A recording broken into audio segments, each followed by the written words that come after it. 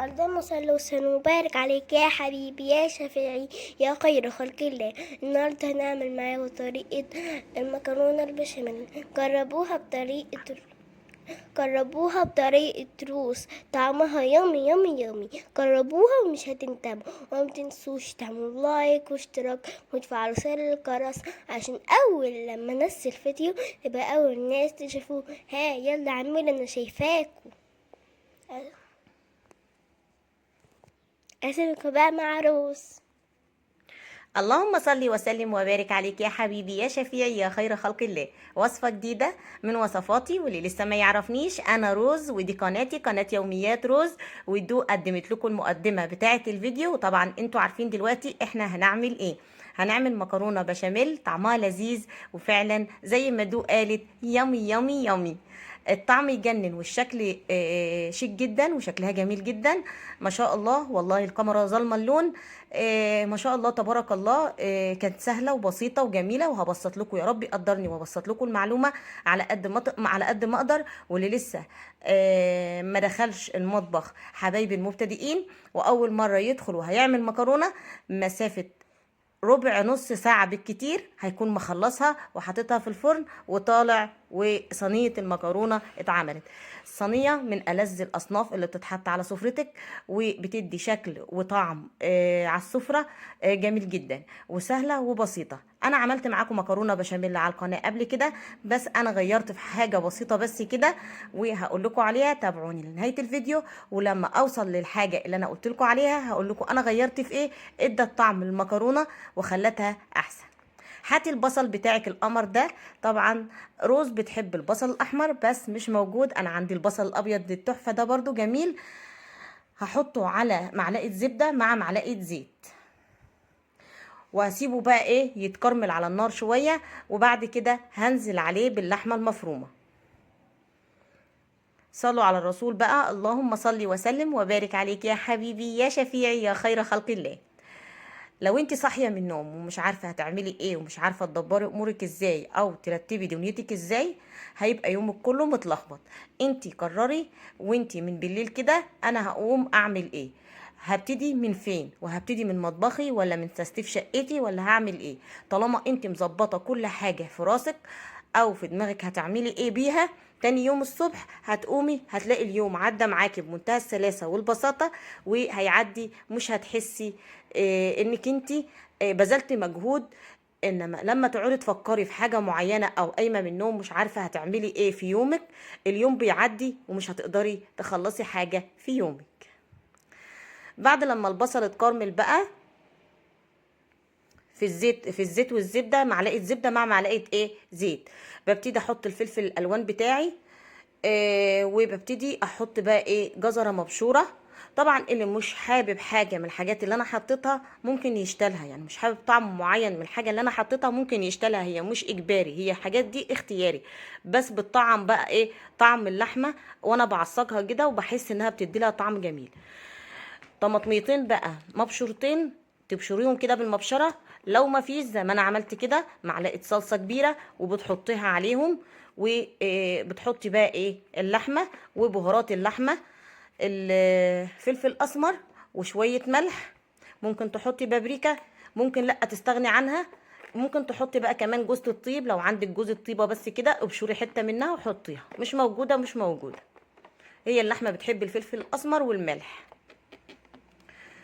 الفلفل كنت حاطه بقى ايه فلفل سبايسي، حابه تشتغل سبايسي وتكتفي بالحلو اوكي مفيش مشكله.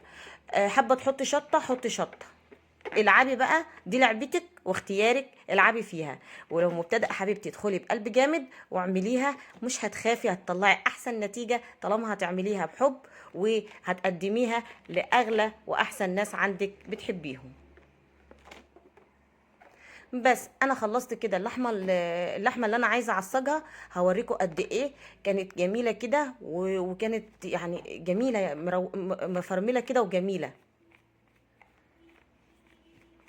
خلاص انا ركنت اللحمه المفرومه دي على جنب تستوى وتاخد وتدي بس على نار هاديه جنب مني كده. وجبت بقى الحله التانية اللي هحضر فيها بقى ايه البشاميل. البشاميل هنعمل فيه ايه دو كانت واقفه معايا بتساعدني في المطبخ.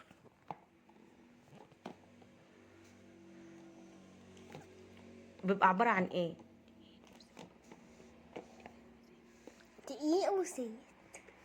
حطيت معلقه زبده وبعد كده معلقه زيت وبعد كده ايه، بدات بقى ان انا حطيت ايه، معلقتين كبار زبده ومعلقتين كبار زيت، وحطيت 4 معالق من الدقيق.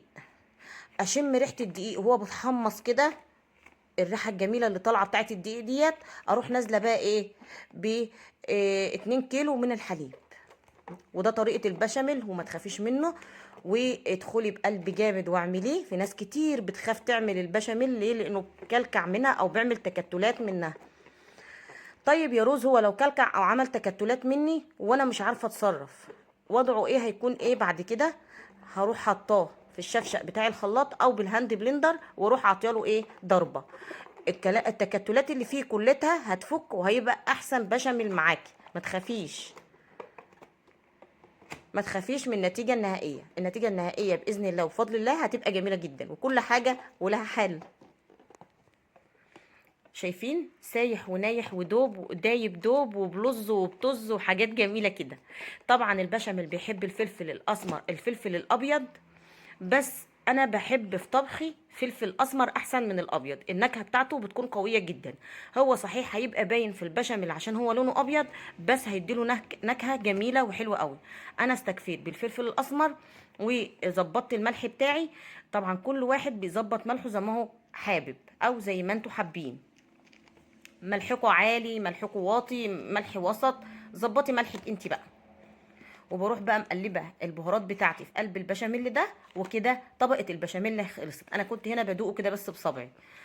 المكرونه بتاعتي اتسلقت في الميه، بمسكها بقى اصفيها وبتبقى المكرونه قمر زي ما انتم شايفينها كده. وببتدي بقى ايه، ان انا انزلها من المصفى واحط عليها معلقتين من البشاميل القمر ده. انا سلقت المكرونه، عصقت اللحمه، عملت البشاميل، الم المكونات بتاعتي في الصينيه بتاعتي القمر، واروح شغاله بقى ومدخلاها ايه، الفرن. في افتكاسات اكتر من كده مفيش. في سهوله وبساطه احسن من كده ما تلاقوش. بس المكرونه بقى هحط عليها معلقتين من البشاميل او زي ما انت عامله الكميه بتاعتك، وهروح مقلباها وفي الصينيه بتاعتك، واحط كميه المكرونه اللي انا هعملها كلها.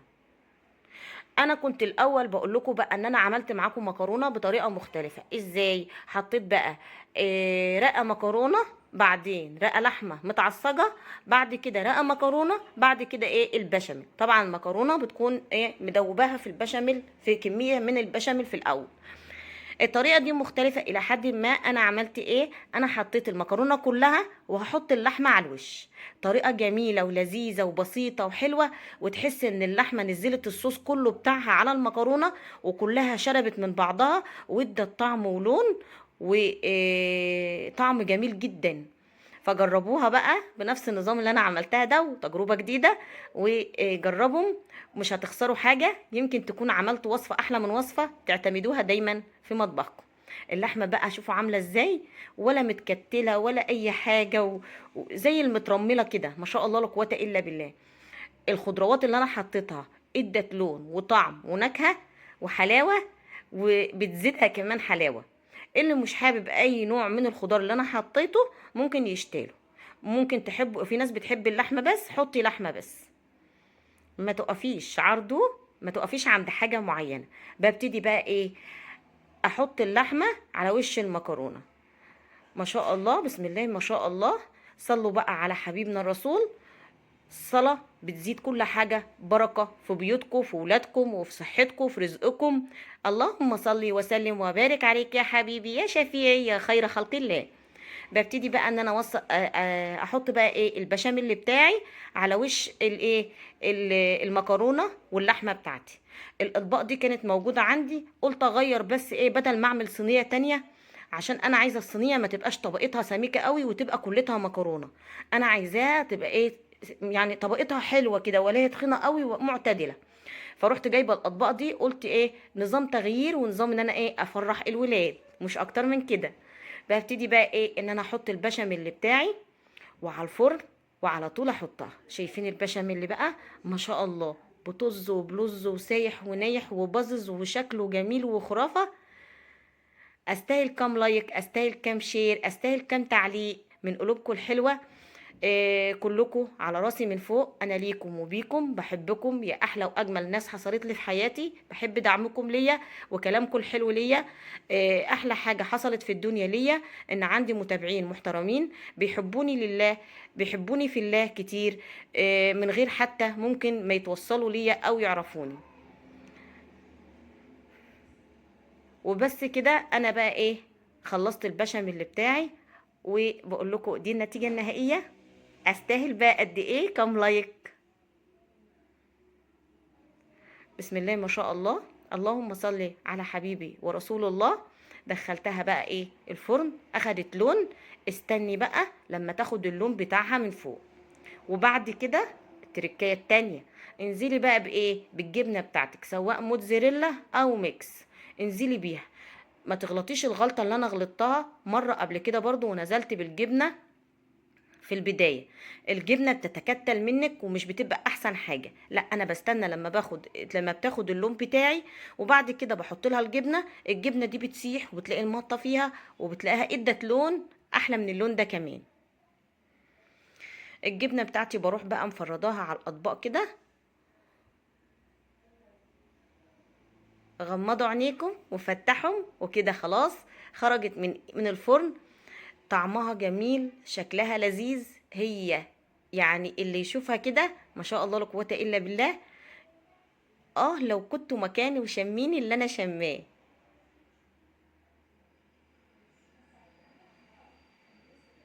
طبعا المكرونة دي لما بتسيبيها تبرد وبتدي لها فرصتها انها تبرد، هتيجي تخرطيها هتتخرط خرط معاكي عادية جدا.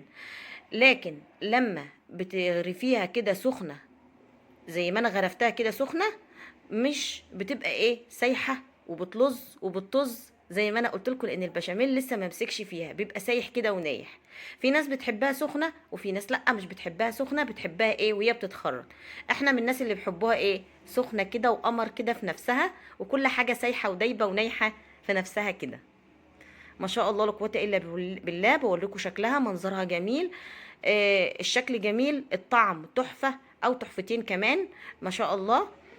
يا رب بألف هنا على كل حد وله نصيب وأكل منها. واكتبوا لي بقى رأيكم في الكومنتات لما تعملوها بنفس النظام.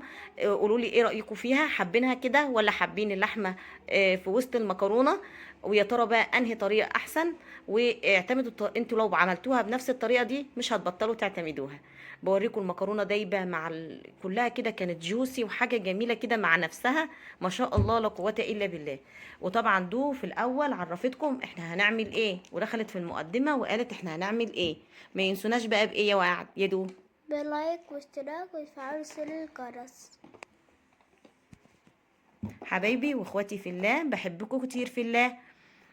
وفي النهاية بقى بقول لكم وبقولوا لي رأيكم بقى في كومنت حلو عن الطعم الجميل ده وعن الشكل اللي انتوا شايفينه ده. بس لاحظوا ان الكاميرا ظالمه اللون. شايفين الجبنه قد ايه كانت حلوه، وكانت اجبنها كانت حاططها في الاخر كانت ايه سايحه ونايحه كده في نفسها بعد ما المكرونه خدت وش. في السلام بنقول، في الختام بنقول ايه؟ سلام. سلام. استودعكم الله.